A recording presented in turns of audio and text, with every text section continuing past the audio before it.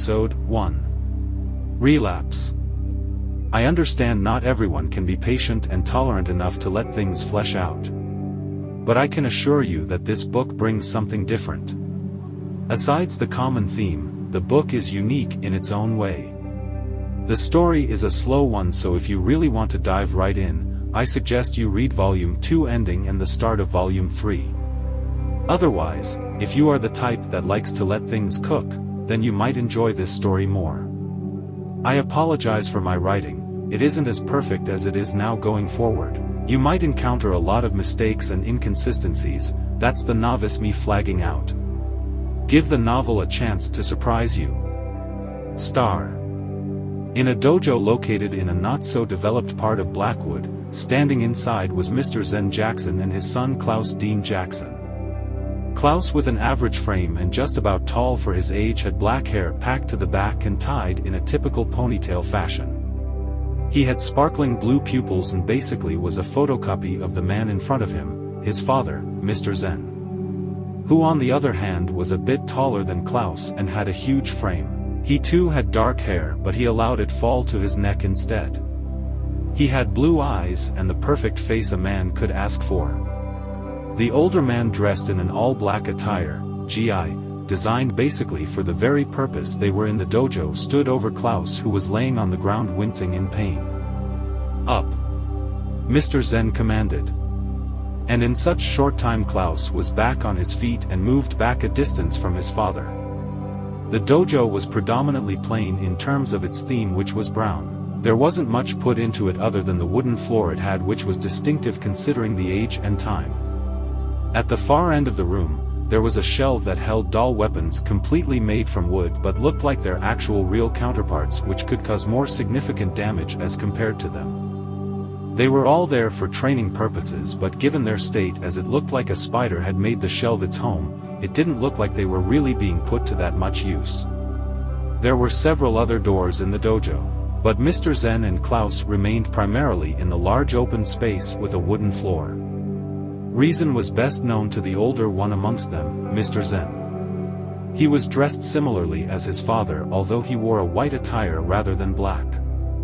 Now the two figures in the dojo stood observing each other in silence. Klaus on one hand was indecisive. He wasn't sure if he should go in on the attack. And at the same time, standing around was not going to do him any good, he thought. So he had picked one out of the two options available, and in a moment's notice, he was off. Higher! A sound escaped Klaus's mouth as he charged towards his father. With his hands wrapped in a white tape, he drew his right hand back, which was folded into a fist, aiming for Mr. Zen. But before he could get close enough, Mr. Zen raised his left foot up and slammed it down with force, resulting in a loud bang echoing from the wooden floor. Asterisk bang. Star. Then quickly following this action up, Zen threw out a punch aiming at Klaus, who was still at least 2 meters away from the older man. It certainly looked like the punch was untimed, or perhaps it was a feint blow in attempt to throw off Klaus. But if it was the latter, in which case Mr. Zen was attempting to distract Klaus, then it had ultimately failed, as Klaus kept heading towards his father undeterred even after seeing the punch. Swoosh. What followed after the sound was Klaus's body being sent back to the ground. This came as a surprise to him, as he was sure he wasn't even close enough, yet alone had he come in contact with his father's fist for the result to be this way. The attack was invisible, yet its impact wasn't. His stomach region hurt the most, as it felt like he had received a stab there. "That is enough for today," Mr. Zen said, and turned around, heading for the exit. I can keep going," Klaus said as he got back up, straightening his training attire. He was all too used to having to get up by now. This wasn't the first time he had been knocked down during their training section. It had been happening since he was 4, when his father first allowed him into the dojo. The day his life completely turned around. Now he would soon be 16 and nothing had changed. "You have done well in convincing me, now convince your mind you want to too," Mr. Zen said without looking back. He paused before exiting the dojo and said, "The way of the fist isn't all about the fist. You need to let your mind do the fighting and not just your fist. He left the dojo after saying this, leaving Klaus to clean up. "Hey Kay," a girl said, walking in with long black hair flowing down all the way to her waist. This was Arsha, Klaus's best friend and only friend. She had dark eyes that one could get lost in if they looked for long. She walked in on Klaus holding a broom as well. Apparently Mr. Zen had told her Klaus was cleaning on her way in. "Hey Ash," he said with his head bent down and his voice lowered in defeat. He tried hard to give away what had happened, but it didn't matter too much because Arsha could tell from his demeanor alone. "I see you've gotten your butt served, again," she said with a little chuckle at the end, trying to emphasize how much of a repeated occurrence it had become. "Yeah, no kidding. No matter how hard I try, it just seems impossible to beat that man," Klaus said. "He's Mr. Zen.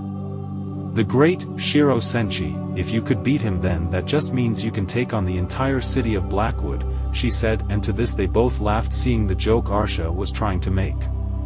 He understood his father was strong, but to the point Arsha and probably everyone else in the settlement saw him, that he didn't buy into.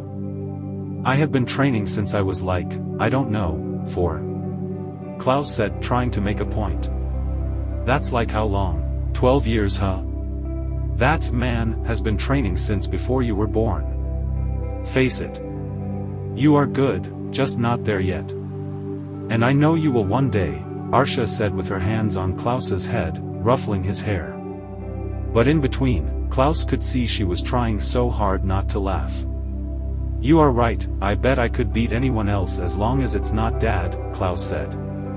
But upon hearing this, Arsha nodded her head in a certain way that didn't look like she totally agreed with what Klaus had just said, and realizing this himself, Klaus and her began to play fight. Klaus eventually fell to the ground though, allowing her get away with the pin.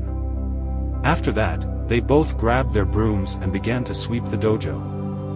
They both dragged on with the cleaning and after a while dropped the brooms.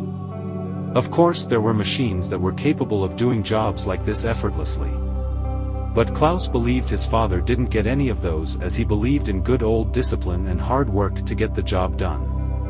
"Come on, let's go up. Mom should be done cooking by now. I'm starving," Klaus said with enthusiasm as he led the way out. With that, they both left the dojo to the main house. "Mom, you promised to teach me your recipe for this, right?" Klaus asked with a bright smile. To this she gave him back the smile with her beautiful long blonde hair and white skin that looked angelic, and to top it off was her golden brown pupils. Indeed, she was a work of art. The older woman made her way from the kitchen area, which was the only place in the house that had a different feel to it as it was colored blue. She made her way to the table where Klaus and his best friend Arsha sat alongside his father, Zen. "Of course, sweetheart," she said in response to Klaus's request as she walked closer to him and gave him a peck on the forehead. He could feel his face redden up as he spotted Arsha trying to hide her laugh, but clearly she was just that bad as the sounds escaped the covering from her right palm. "Hey Dad, can I and Arsha go out to the field?" Klaus asked. "Why?" Mr. Zen asked, not even looking at them. He was still eating his food. Although it looked like he wasn't interested in eating and would rather be found doing something else, he chewed very slowly like he was trying not to hurt the food in his mouth. "I was just going to spar with her. She needs some practice and I could use one as well," Klaus replied. "That's fine, you can use the dojo," Mr. Zen said, still not looking at Klaus even for once. "Oh, I know that, it's just that I was thinking, being in an enclosed space doing battle wouldn't always be the case," Klaus said to his father. And for a moment then silence prevailed and Klaus could hear his heart beating faster than ever. His father then raised his head from his plate and looked at Klaus dead in the eye. This was one of those moments he wished he was born by some other person's. "Sure, you make a good point. Just don't stray too far. And be back before the sun sets," Mr. Zen cautioned. Hearing this, Klaus heaved a sigh of relief and bent his head down as a sign of respect to his father before leaving with Arsha. "You would think he is picking up a bit of his old man's trait, huh?" Mrs. Angie said with a chuckle as she watched both teenagers depart from the house. Mr. Zen in response to his wife's statement simply nodded. Their gene awakening test and Blackwood entrance examination is just a week from now. Do you think he would understand why he can't go just yet? Mrs. Angie, Klaus's mother, asked her husband Mr. Zen as she wore a worried look on her face. I'm sure he would, he is a good boy. Besides, if you're worried about them finding him, then it'll be a long time before they do. The seal on him is a strong one. There's nothing to be worried about, Zen said. But just immediately he said this, his eyes popped wide open. He turned his head to the doorway and he could feel a slight tingle on his skin. No. Mr. Zen muttered. Episode 2, System. What? Klaus asked, nudging the female beside him with a smile plastered on his face. What do you mean what? Arsha answered while moving from Klaus's side to his front to block him from walking. The two teenagers were walking through the streets of the settlement where there were over 100 houses lined facing each other. They all mostly looked the same in terms of structural design, but each house stood out for its choice of theme used.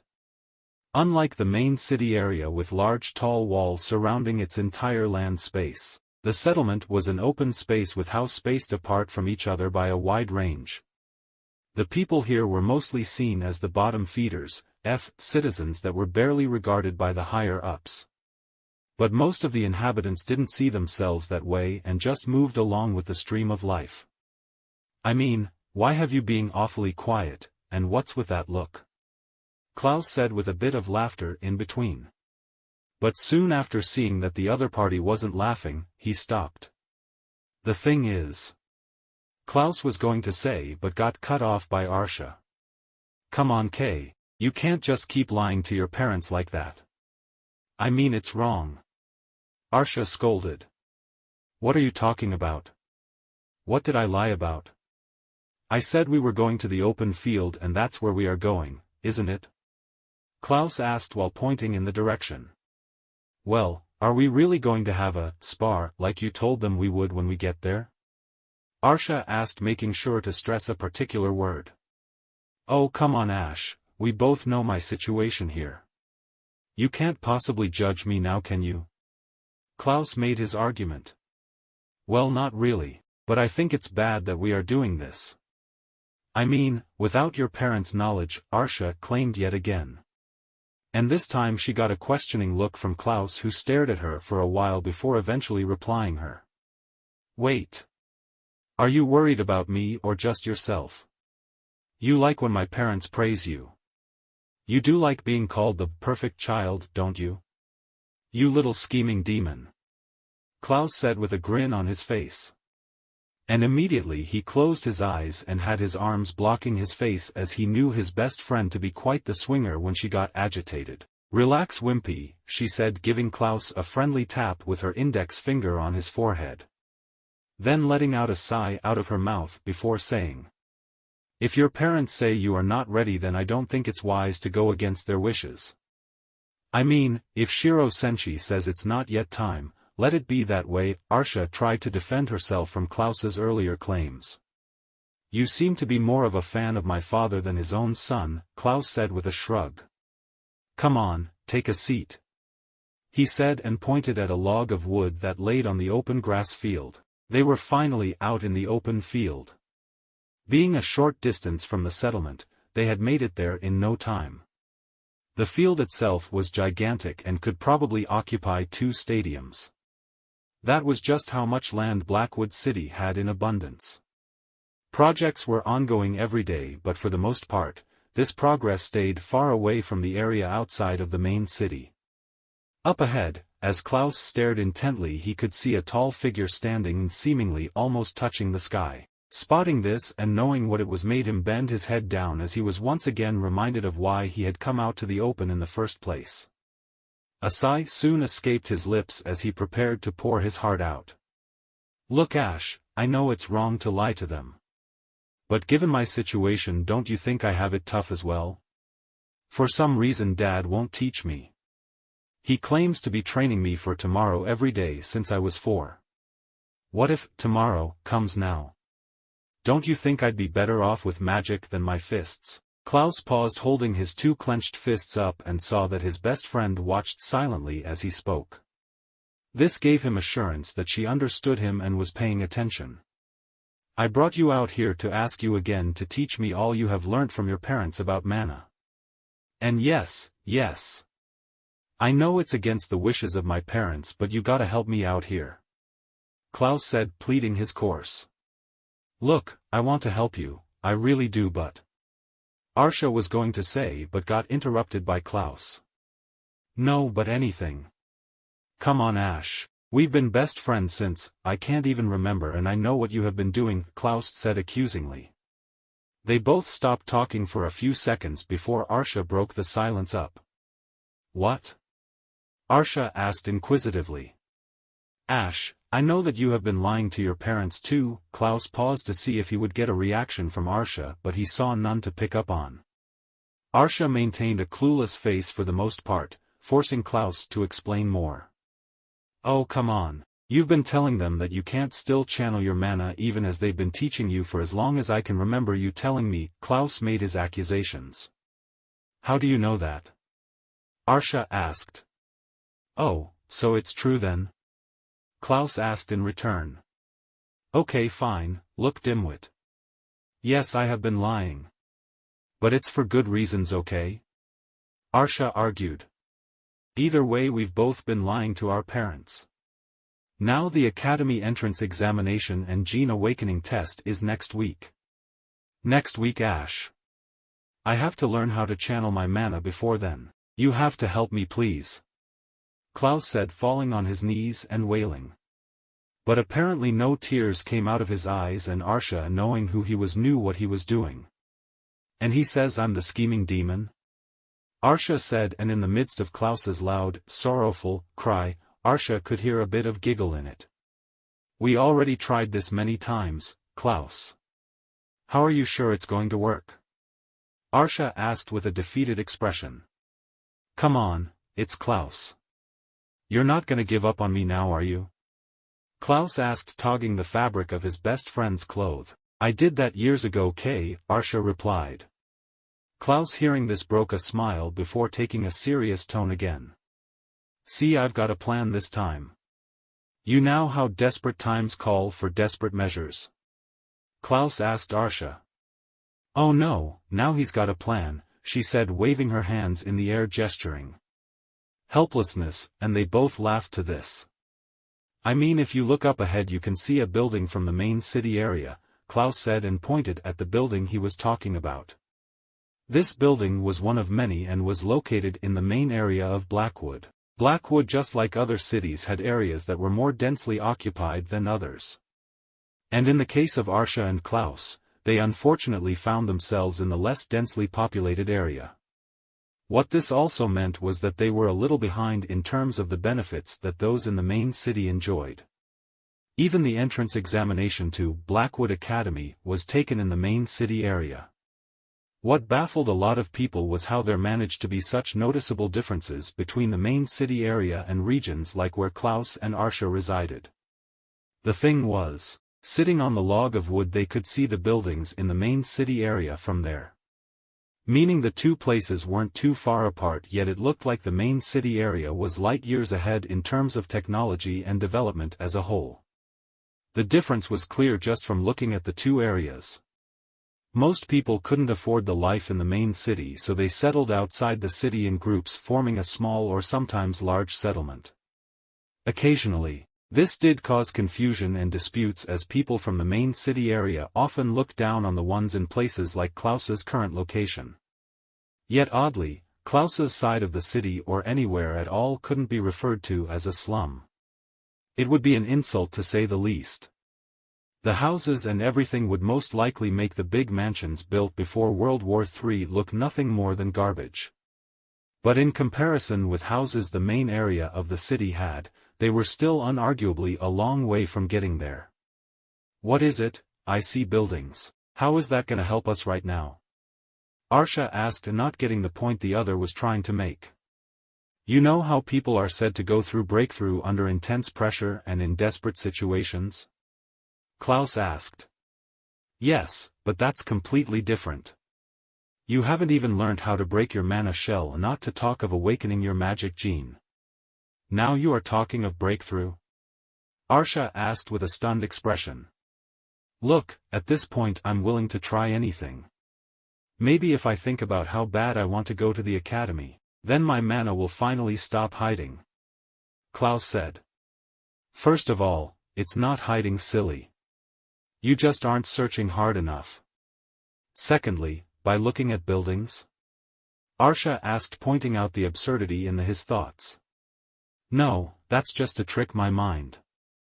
You know, like if I see the importance of feeling the mana, it might motivate me the more. Now the main goal is to feel the mana stream, right? So let's quit talking and get to it, okay? Klaus demanded. Arsha looked at her best friend for a second, and the thought of him having lost it crossed her mind, but this was easily replaced by one of pity. The things he was willing to try, even knowing it won't work, only made her sad.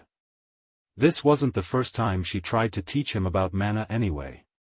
Klaus was just a special case, and a part of her would often feel his head was mostly built to understand punches alone. Mana, as you know, is the energy hidden deep in our cells that allows us to do magic. Now for someone who hasn't awoken a magic gene yet, this energy is stagnant and resides in your core. Arsha was about to go on but got interrupted. Yeah, the core is like a shell within you that keeps your mana within. At age 15 and above, humans can break their mana free from the shell and use it to energize their cells to perform magic. I know. Please let's move on to what's important now, please. Klaus begged impatiently. Fine. Arsha said with a lowered tone. You have to silence yourself and find that inner peace. Then look beyond you and feel where it is that is the most vibrant with energy in your body. Remember, the shell can be anywhere, Arsha instructed.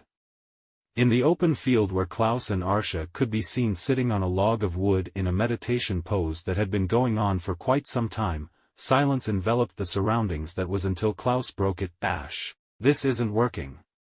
Klaus whispered to Arsha, who was also in a meditation pose, but unlike Klaus, who had his eyes fixed in the direction of the city, Arsha had her eyes closed. Maybe if you'd close your eyes and concentrate more. I think your huge plan is more of a distraction, you know. Let go of it all, Arsha said, still with her eyes closed. Fine. Klaus said, and decided to take one last look at the building he could see far away before closing his eyes. This to him would help motivate him to channel his mana.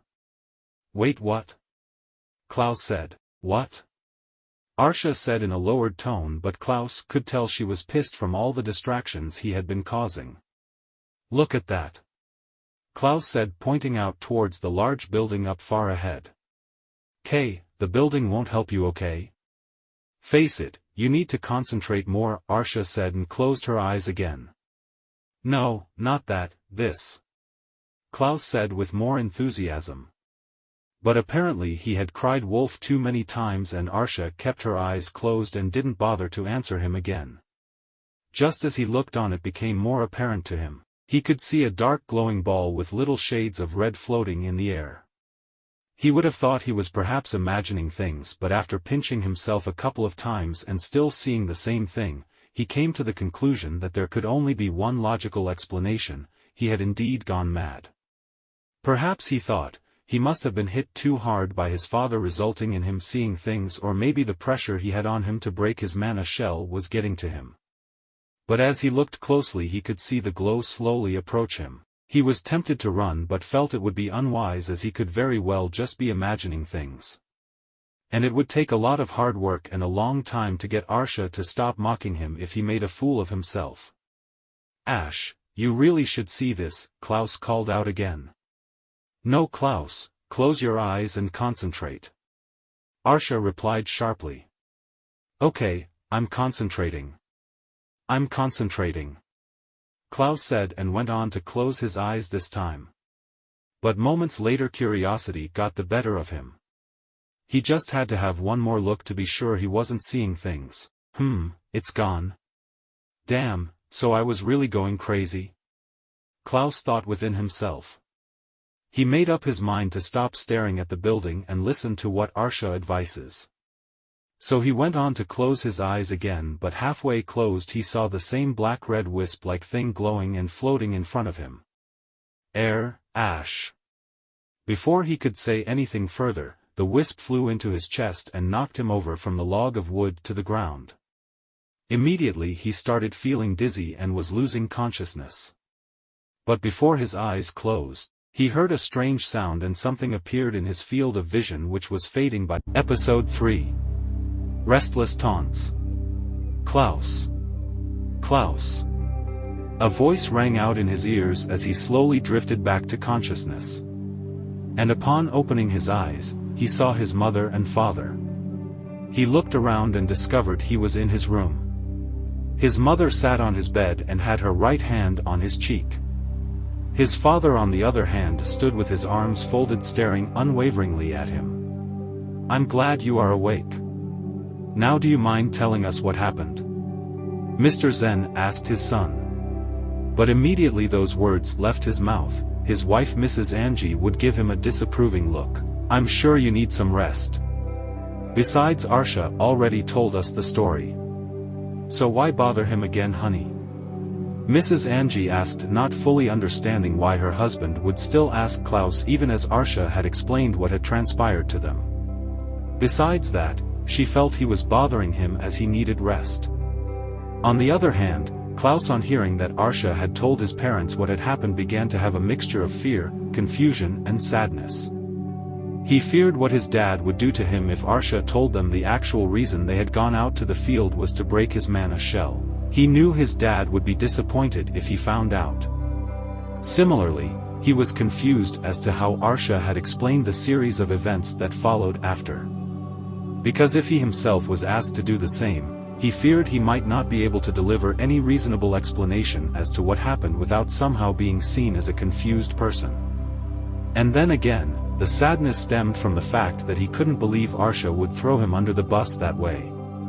They were after all supposed to be best friends that held each other's secrets. So, what did she tell you happened? Klaus stuttered as he couldn't bear the numerous thoughts in his mind anymore and had to ask. He just wanted to confirm that indeed his best friend had exposed him. "Oh honey, you don't remember?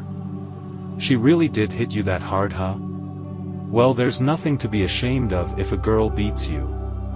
I mean," Mrs. Angie was saying before being interrupted. "What? She beat me?" Klaus asked with confusion on his face. "Yes, she said you guys were sparring and she hit you so hard you fell and didn't get up again.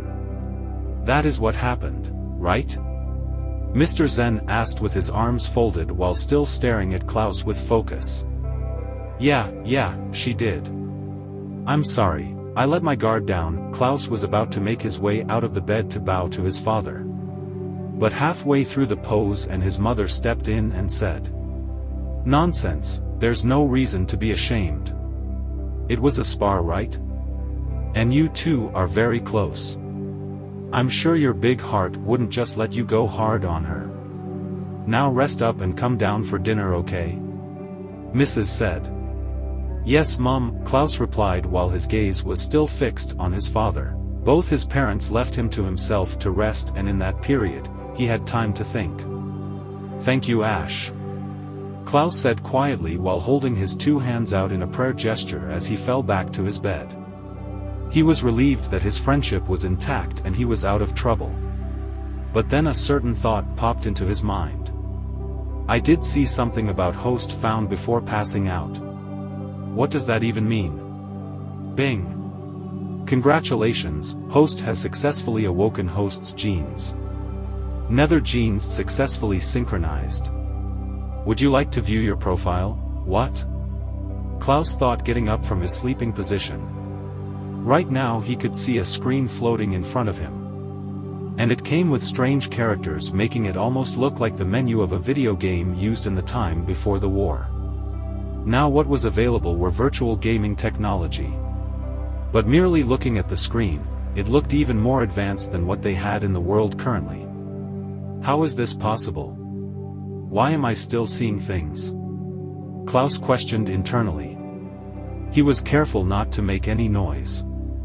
Even as his mom and dad were a floor below him, he knew they could easily hear him if he was loud enough. His room was on the second floor of their white-themed house, which contained a total of 3 rooms, although only 2 rooms were in use. The last one was never really used and no one bothered to enter inside.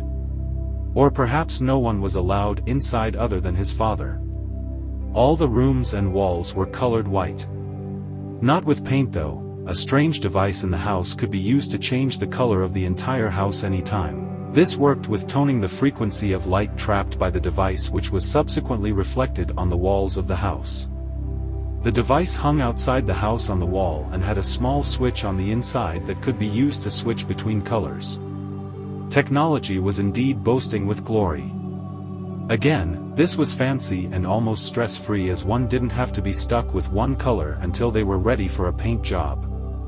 Meanwhile, the exterior was predominantly nature-themed, with lots of plants and the walls being different shades of green. But amongst all, what stood out was the large dojo that was separate from the main building. It also had a natural theme to it.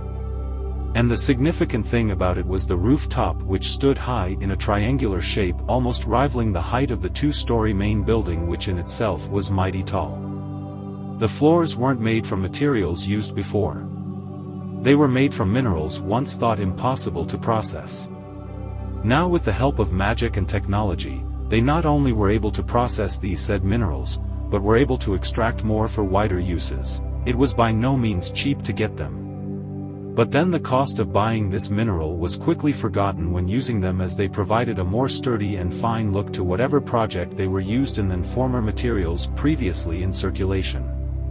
The walls were also made from hard minerals that were very hard to morph into shape. But again, in the era of technology they found themselves, almost everything was possible. With humans who had earth-shifting abilities and other related abilities, and machines powered by beast cores, nothing stood in the way of breaking down these said minerals. Wait, how do I turn this off? It won't leave my face, Klaus said in a hushed tone. He was panicking by the second and didn't have an idea of what to do. He waved his hand to and fro like he was chasing a pestering fly, but none of this worked. This is a bad dream, this is a bad dream. Why am I seeing things? He said in his mind, while waving his hands in the air for the prompt to disappear. Okay, if this is real, then there has to be a way to turn it off. I just need to figure out what kind of command it responds to, Klaus thought in his mind. Klaus! Come down for dinner, honey. Mrs. Angie's sweet voice rang through the house. No. I can't go down with this thing hanging on my face, Klaus panicked the more. Please not now, go off. Away. Klaus said different things, but the pop-up wouldn't go down. After trying different words to no avail, he fell back to his bed. He began to retrace his steps back to how it came about. All while doing this, he was covered in sweat. It was clear as day that he was nervous. I was the one who seemingly brought it up by thinking about it, right? So, Klaus said, thinking out loud. He paused for a moment and placed his fingers on his temple as if trying to focus hard. Yes, it works. So it only responds to thought commands, huh?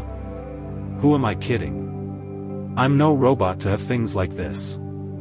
I'm going crazy, he thought. The unrealistic nature of the situation was starting to get to him now. He sat down for a minute thinking about just what all he had seen meant, but then, as the prompt was gone, he felt a slight tingle in his stomach. All that panicking has made me hungry, he said, and immediately he left the room to go down for dinner.